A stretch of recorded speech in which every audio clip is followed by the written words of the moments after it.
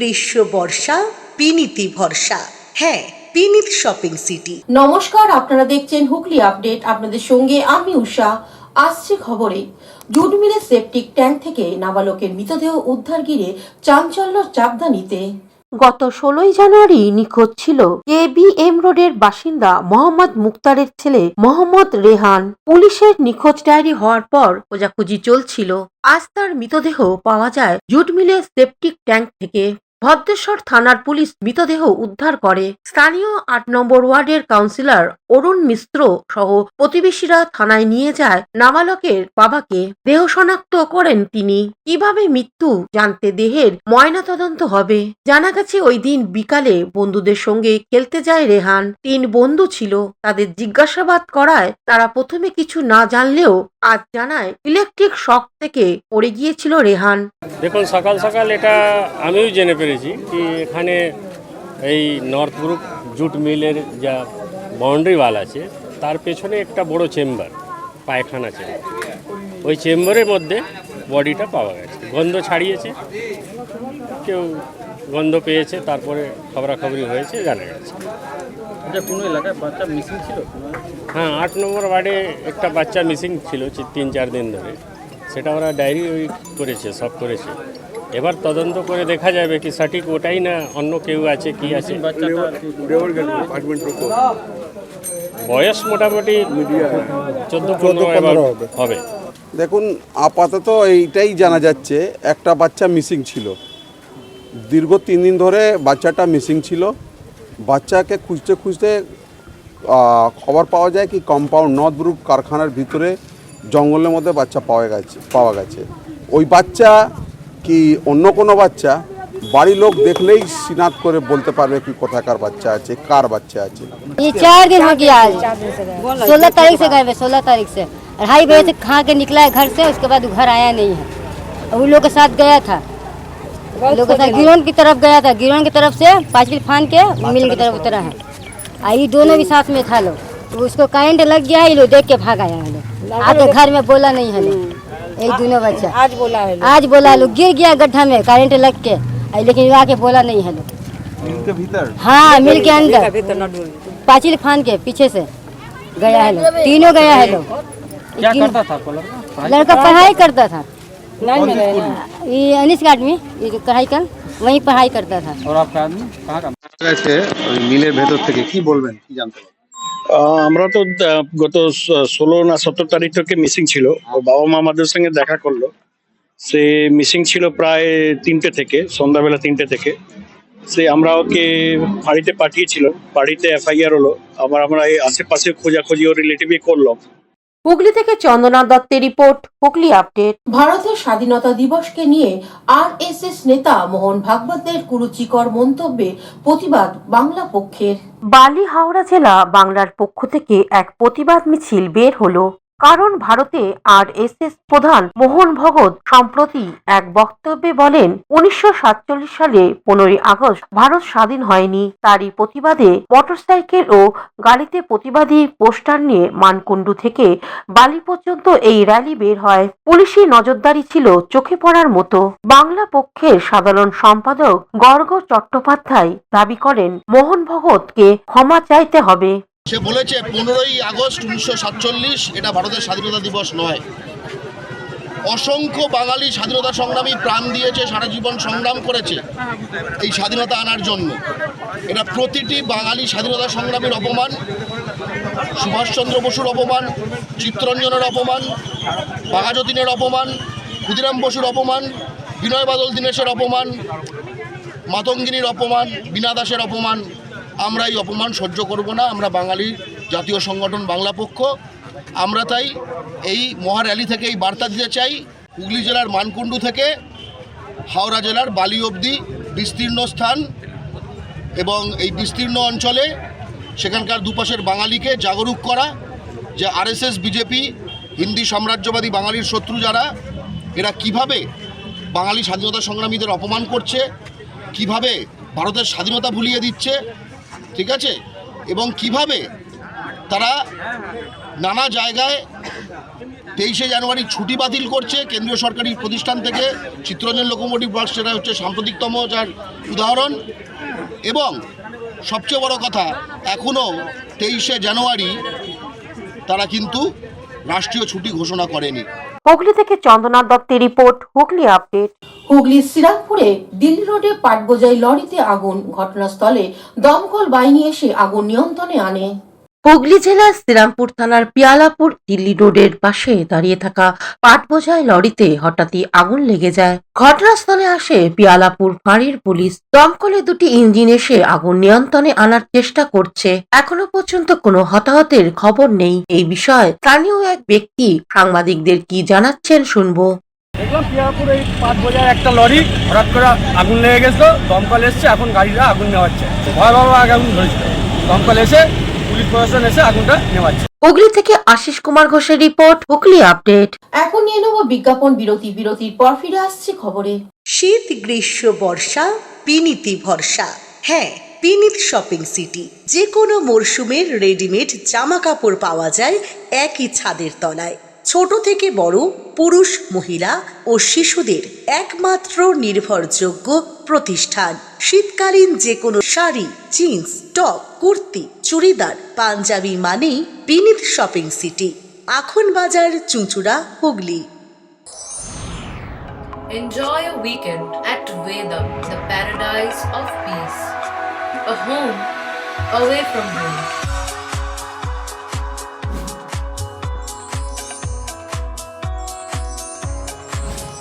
See yourself resonating with the nature.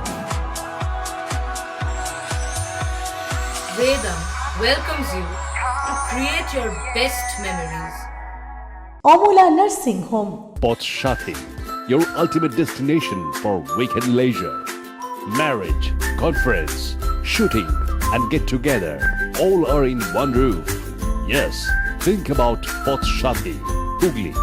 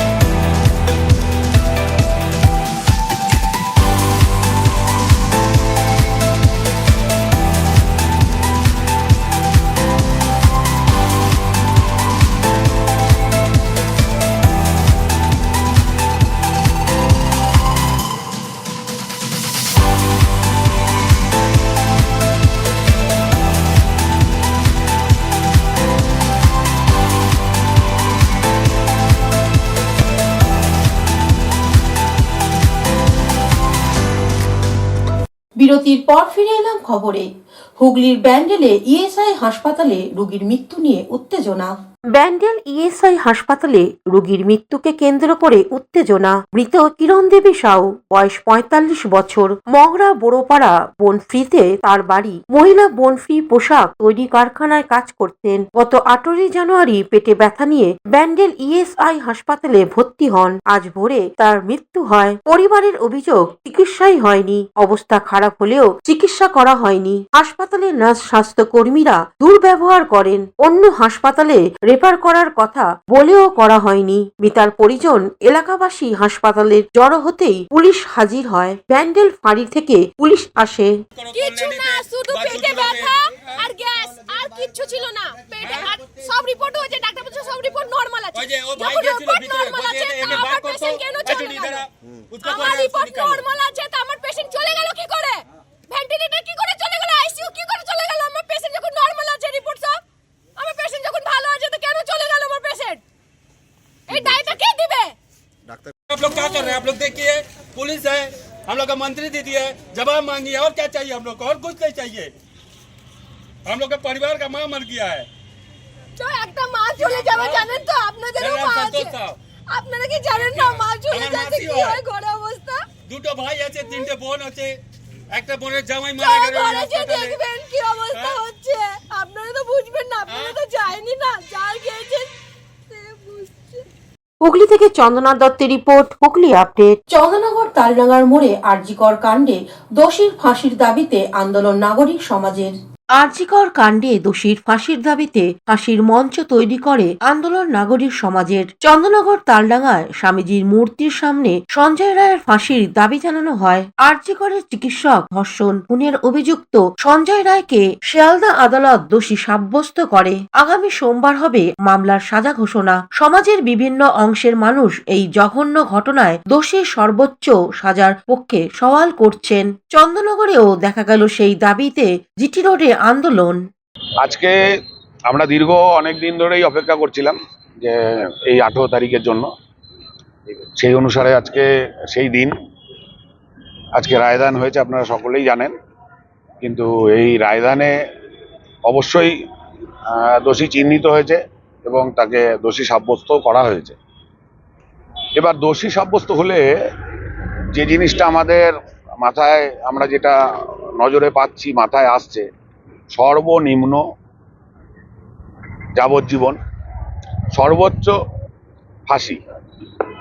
তো যে ধরনের ঘটনা ঘটেছে, তো অবশ্যই পশ্চিমবাংলায় এমন একটা নজির গড়া উচিত যে এটাকে কেন্দ্র করে, এই রায়কে কেন্দ্র করে আগামী দিনে এই ধরনের ঘটনার সম্মুখীন যেন সমাজকে না হতে হয়। তার জন্যই আজকে আমরা ফাঁসির দাবিতে রাস্তায় নেমেছি। কারণ এতে কোনো রকম এই যাবজ্জীবন এইরকম সাজা আমরা ঠিকভাবে মেনে নিতে পারবো না। তাই আমরা আগে থেকেই আমাদের একটা চন্দননগর এলাকাবাসীদের পক্ষ থেকে আমরা একটা বার্তা দেওয়ার চেষ্টা করলাম যে আমরা চাই। হুগলি থেকে পানুপালের সঙ্গে চন্দনা দত্তের রিপোর্ট, হুগলি আপডেট। ভারতীয় কমিউনিস্ট পার্টি, মার্ক্সবাদী হুগলি এরিয়া কমিটি ও ভারতের গণতান্ত্রিক যুব ফেডারেশনের উদ্যোগে হুগলি চুঁচুড়ায় দুটি পৃথক রক্তদান শিবির অনুষ্ঠিত হয়ে গেল। ভারতীয় কমিউনিস্ট পার্টি, মার্ক্সবাদী হুগলি এরিয়া কমিটির উদ্যোগে রক্তদান শিবির অনুষ্ঠিত হয়ে গেল হুগলির কেওটায়। প্রয়াত জননেতা জ্যোতি বসু স্মরণে এই রক্তদান শিবির। বিশিষ্ট ব্যক্তিদের মধ্যে উপস্থিত ছিলেন অভিনেতা চন্দন সেন, পাহাড়ি কন্যা পিয়ালি বসাক, মনোদীপ ঘোষ সহ বিশিষ্টরা। প্রয়াত জননেতা জ্যোতি বসুর প্রতিকৃতিতে মাল্যদানের মধ্য দিয়ে শিবিরের সূচনা হয়। বক্তব্য রাখতে গিয়ে চন্দন সেন ও পিয়ালি বসাক কি জানাচ্ছেন শুনবো। সেই দুরূহ কাজের আস্তে আস্তে দেখতে পাবেন, এই দুরূহ কাজটা এগিয়ে নিয়ে গেলেই দেখতে পাবেন যে আরো মানুষ আছে। আপনাদের এখন যারা মনে করছেন যে যাব না, তারা বাধ্য হবেন এই পতাকার তলায় এসে দাঁড়াতে, এবং এই পতাকাই একমাত্র পশ্চিমবঙ্গকে বাঁচাতে পারে। ধন্যবাদ। আমরা আজকে বিপ্লব স্যার এবং ডাক্তারবাবুরা যারা আছেন মঞ্চে, সবাইকে আমার প্রণাম জানাচ্ছি। আর এখানে এলাকাবাসী এবং আরও যারা দর্শক উপস্থিত আছেন সবাইকে আমার প্রণাম। এবং আমি যে আজকে এই জায়গায় পৌঁছতে পেরেছি, অ্যাচিভমেন্ট করতে পেরেছি, সারা পৃথিবীর মানুষ আজকে আমাকে চেনে, সেটা আপনাদের সবার আশীর্বাদ, ভালোবাসা এবং আমার মা বাবারও অনেক ত্যাগ কষ্ট, আমার শিক্ষক শিক্ষিকার অনেক ত্যাগ, সবার জন্যই এটা করা সম্ভব হয়েছে, না হলে কোনোদিনই সম্ভব ছিল না। এবং সিপিআইএম, এসএফআই, ডিওয়াইএফআই, আইডোয়া সবাই আমার সবসময় পাশে থেকেছে প্রথম থেকে, তার জন্যই আমার সমস্ত অভিযানগুলো সম্ভব হয়েছে। অন্যদিকে রক্তের চাহিদা মেটাতে ভারতের গণতান্ত্রিক যুব ফেডারেশন ব্যান্ডেল কোদালিয়া আঞ্চলিক সিমলা কমিটির পক্ষ থেকে কোদালিয়া 1 নম্বর পঞ্চায়েতের সন্ধিকটে এক রক্তদান শিবিরের আয়োজন করা হয়। এখানে বহু মানুষ রক্তদান করতে এগিয়ে আসেন বলে উদ্যোক্তাদের পক্ষ থেকে জানানো হয়। কোদালিয়া লোকাল কমিটির অন্তর্গত সিমলা ইউনিটের পক্ষ থেকে আজকে 19 জানুয়ারি আমরা যে রক্তদান শিবিরটা আয়োজন করেছিলাম, সেটা আমাদের আশা যেমন ছিল সেইভাবে এগোচ্ছে। আমাদের টার্গেট 100 জন ডোনার, সেই রূপরেখাতে এগিয়ে এখনও পর্যন্ত আমাদের 70 অতিক্রম করেছে। আমরা চাইছি যাতে আরও 30 জন খুব তাড়াতাড়ি হয়ে যায়। এটা হলো আমাদের এই বছরের 2025-এর প্রথম কর্মসূচি। এছাড়াও সারা বছর ধরে আমরা বিভিন্ন ধরনের কর্মসূচি গ্রহণ করে থাকি। Bureau report, Hooghly update. Bandel ও আরিসপ্ত গ্রামে ব্লুমিং বার্ডস স্কুলে বার্ষিক অনুষ্ঠান অনুষ্ঠিত হয়ে গেল। শুধুমাত্র লেখাপড়া নয়, খেলাধুলা, শরীরচর্চার পাশাপাশি মোবাইল থেকে দূরে থাকা, সাংস্কৃতিক জগৎ নিয়েও চর্চা করানো হয়। ব্যান্ডেল আরিসপ্ত গ্রাম ব্লুমিং বার্ডস স্কুল দুদিন ব্যাপী বার্ষিক সাংস্কৃতিক অনুষ্ঠান গতকাল সমাপ্ত হলো। কাশ্মীর থেকে কন্যাকুমারিকাকে তুলে ধরা হয়েছে নৃত্যের মাধ্যমে। মোবাইল ইন্টারনেট থেকে নিজের ছেলে মেয়েদের দূরে রাখুন। উপস্থাপনা সকলের নজর কাড়ে।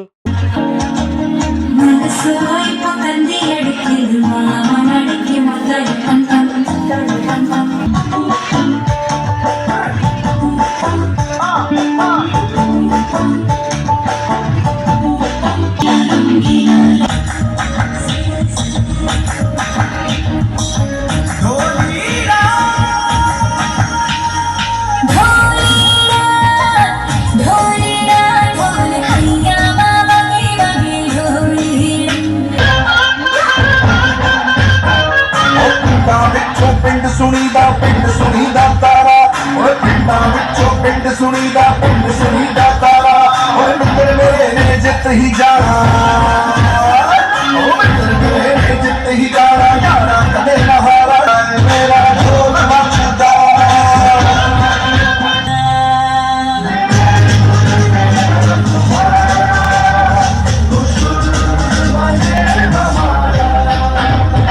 উৎসাহ দিতে উপস্থিত হন ব্লোরিং বার্ডসের রেক্টর রঞ্জু ঘোষ ও ম্যানেজিং ডিরেক্টর ইশি ঘোষ। এবারের বার্ষিক অনুষ্ঠান প্রসঙ্গে প্রিন্সিপাল এক সাক্ষাৎকারে কি বলছেন শুনবো। Principal of Bloomingdale School. As you can see, today is the second day of our annual program. All the guests of honor along with the parents and students all have come today to be a part of this great day, and we along with the teachers all are excited to view the program, to know what are the upcoming events, and we are excited to watch the program and just be a part of it. Thank you so much.